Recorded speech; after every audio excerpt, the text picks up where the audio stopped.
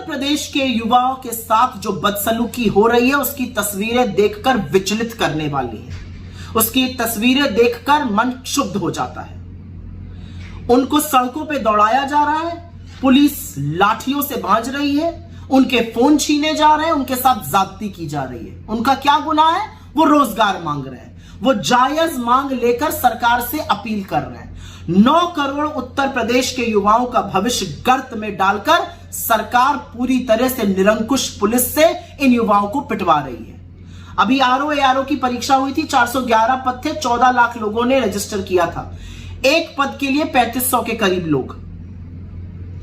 आशंका है कि पेपर लीक हो गया था।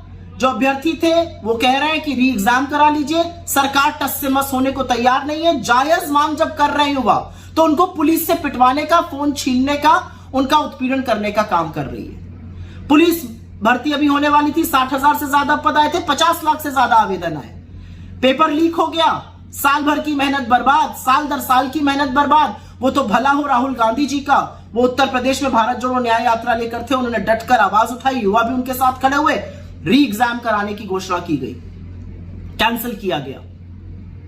तो असलियत यह है कि यूपी के युवाओं के साथ, उनके भविष्य के साथ ये खिलवाड़ क्यों किया जा रहा है? कौन है ये लोग जिनको पीटा जा रहा है? ये कोई छुट्टे जानवर है सड़क पे?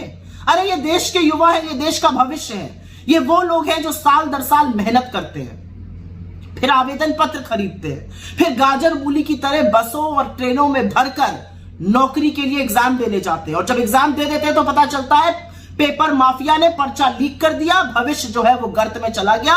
ये वो युवा है जिनकी पढ़ाई लिखाई, जिनकी नौकरी मिलने की उम्मीद में अधिकांश माएं एक रात की रोटी कम खाती हैं कि बच्चा पढ़ जाए, कुछ बन जाए। और इन्हीं के खिलाफ उत्पीड़न कर रही है योगी मोदी सरकार। यही डबल इंजन की असलियत है। और प्रियंका जी बिल्कुल ठीक कहती हैं, हम विश्वगुरु बनेंगे, हम चंद्रयान पे जाएंगे, लेकिन हम एक पेपर ढंग से करा नहीं पाएंगे। एक पेपर लीक माफिया को धर दबोचा नहीं गया उत्तर प्रदेश में। एक के बाद एक पेपर लीक हो गई, ये पहली बार नहीं है। चाहे लेखपाल हो, चाहे यूपी टेट हो, 50 पेपर पिछले 7 साल में लीक हुए। अंत में एक बात जरूर कहूंगी, इस सरकार की कोई गारंटी हो ना हो, नौकरी की गारंटी नहीं है, लेकिन अगर नौकरी मांगोगे तो मोदी की यह गारंटी है कि लाठी से पीटे जाओगे। और अगर वहां कसर रह गई तो उसको योगी पूरी कर देंगे। लेकिन यह भूल जाते हैं कि देश के युवा जब उठ खड़ा होता है तो बड़े बड़ों को घुटने टेकने पड़ते हैं। तो अपनी जायज मांगों को लेकर आप लड़िए, क्योंकि लड़ना जरूरी है। लड़ने के बाद ही आपको हक मिलेगा। ये घुटने टेकेंगे और फिर से परीक्षा होगी। युवाओं के भविष्य के साथ खिलवाड़ करने वालों, याद रखना, युवाओं को न्याय देना पड़ेगा और वो न्याय हम लेकर रहेंगे।